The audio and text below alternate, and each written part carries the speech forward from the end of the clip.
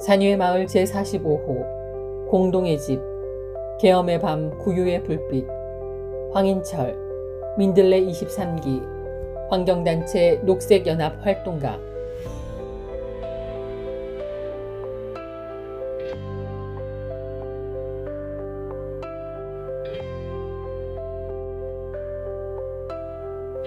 구약 성경을 읽다 보면 세상의 권력자가 보이는 행태는 시대를 넘어 참 한결같다.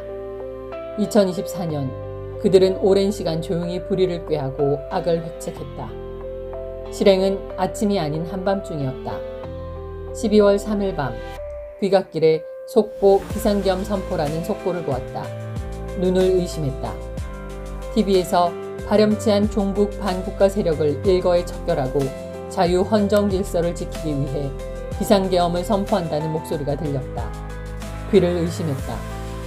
국회 상공으로 헬기가 날고 완전 무장을 한 계엄군이 창문을 깨는 장면이 생방송으로 전해졌다.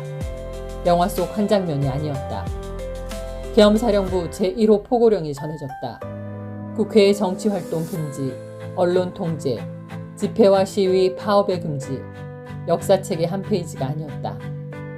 담장을 넘은 국회의원들과 바리케이드를 쌓고 군용차를 온몸으로 막아선 시민들 덕분에 천만다행으로 계엄령은 해제되었다. 많은 사람이 44년 전 광주를 떠올리며 안도의 한숨을 내쉬었다. 계엄군을 실은 헬기가 국회에 1시간만 일찍 도착했어도 우리는 끔찍한 상황을 목도했을 것이다. 하나둘씩 밝혀지고 있는 내란의 전모는 이들이 오랫동안 치밀하게 이 불의를 계획해왔다는 것이다. 특전사, 정보사, 방첩사, 수방사의 군 고위 장성들이 대통령과 국방부 장관의 지시하에 은밀하게 계엄을 준비해왔다. 무속에 심취한 전직 정보사령관이 배후 기획자로 지목되고 HID니 블랙 요원이니 평소 같으면 알 필요도 없었을 각종 군사 정보들이 뉴스를 채운다. 정치인을 비롯한 민간인을 체포 구금하려 했다. 사살을 계획했다거나 북한과의 군사 충돌을 야기하려 했다는 의혹마저 나오고 있다. 하지만 그 내란의 우두머리와 공범들은 참으로 당당하다. 윤석열은 부정선거를 들먹이며 계엄의 정당성을 강변한다. 수사기관의 출두 요청도 무시하고 헌법재판소의 탄핵 의결서도 수치 거부한다. 김용현 전 국방부 장관 측도 이번 계엄은 국회의 반헌법적 행태에 경종을 울릴 목적이었다며 비상계엄 선포는 정당하다는 궤변을 늘어놓는다. 여당인 국민의힘은 내란 범죄자를 옹호하는 것이 자신들의 정치적 이익에 부합하다고 판단하고 탄핵 표결에 대한 비토를 비롯해서 헌법재판소의 탄핵 절차를 지연하고 방해하기 위해 안간힘을 쓰고 있다. 민주주의를 짓밟고 내란을 획책한 자들과 이들을 비호하는 자들로 인해 2024년 12월 이 땅에는 어둠이 가시지 않고 있다. 아직 깊은 밤이다.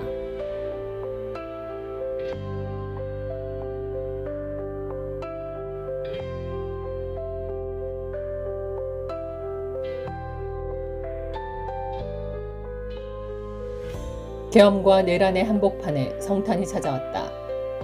2000년 전 예수 그리스도께서 탄생하던 때도 깊은 밤중이었다. 아우구스투스 로마 황제와 헤롯 임금의 치하의 그 시대에도 무척이나 어두웠을 터다. 작고 약한 아기 예수는 그 어두운 밤에 초라한 말구유에서 태어났다. 그를 가장 먼저 찾아간 이들은 들에 살면서 양떼를 지키던 가난한 목자들이었다. 날이 저물어도 따스한 집으로 돌아가지 못하고 야간 노동으로 밤을 새우던 이들이다. 아마도 들판에 누워 밤하늘의 별을 보다가 천사의 음성을 들었으리라. 그리고 한달음에 달려간 구유에서 높은 곳에서 찾아온 별을 만난다. 광장에 별들이 떠올랐다. 어렵게 쌓아온 민주주의를 한순간에 무너뜨리고자 했던 무도한 권력에 맞서 수많은 촛불과 응원봉이 밝혀졌다. 12월 3일 밤 계엄군을 막기 위해 달려갔던 발걸음은 이제 여의도 국회의사당으로 헌법재판소로 대통령 관저로 향하고 있다. 그 불빛들이 내란을 막아내고 국회의 탄핵 가결을 이뤄냈다. 나라가 어두워질 때 가장 소중한 불빛을 들고 거리로 나선 이들이 민주주의와 인권을 지키기 위해 광장을 밝히고 있다. 그리고 그 불빛은 들불처럼 번지고 있다. 12월 21일 밤 대통령 관저로 향하던 농민들의 트랙터 행렬과 전봉준 투쟁단이 남태령 일대에서 경찰 버스에 가로막혔다. 남태령은 수도방위 사령부가 있는 곳이다. 이 소식을 들은 응원봉이 남태령을 향했다. 농민들의 투쟁에 연대하기 위한 시민들이 밤새 눈덩이처럼 불어났고 함께 밤을 새웠다. 농민가와 K-팝이 함께했고 김밥과 핫팩과 생수가 넘쳐났다. 농민들의 트랙터는 결국 경찰의 봉쇄를 무너뜨리고 남태령 고개를 넘어 대통령 관저 앞까지 행진했다. 응원봉이 켜진 광장에는 무도한 권력의 퇴진만이 아니라 이미 윤석열 정부에서 거듭된 반동과 퇴행도 함께 물리쳐야 한다. 국정농단, 언론 탄압, 노동 탄압, 부자 감세, 성차별, 원전 확대, 케이블카, 댐 건설도 함께 탄핵하고 퇴진시켜야 한다. 빛들이 연대할 때, 곳곳에서 생명과 존엄한 삶을 위해 싸우는 이들이 함께 손잡을 때, 그때 평화의 길이 열린다.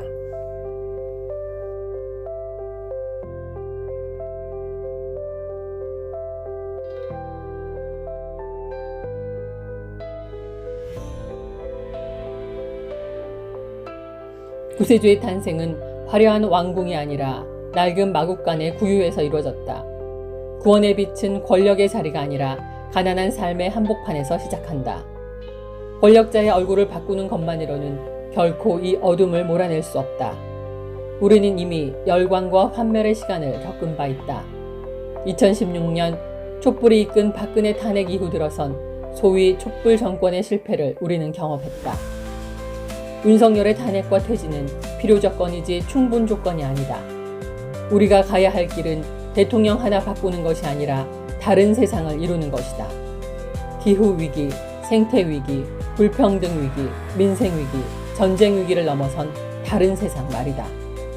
우리의 대리자를 찾기보다 우리의 권리를 어떻게 확대할 것인지가 더 중요하다. 이 시대의 어둠을 밝히는 빛을 권력의 자리에서 찾지 말자. 그가 조금 더 괜찮은 대통령일지라도 우리의 메시아가 될 수는 없다. 그리스도가 탄생한 자리는 마국간이었다. 민주주의를 염원하는 광장, 기후 정의를 외치는 거리, 이동권을 위한 장애인의 행진, 차별 금지를 위한 성소수자의 목소리, 그 속에 아기 예수의 구유가 있을 것이다.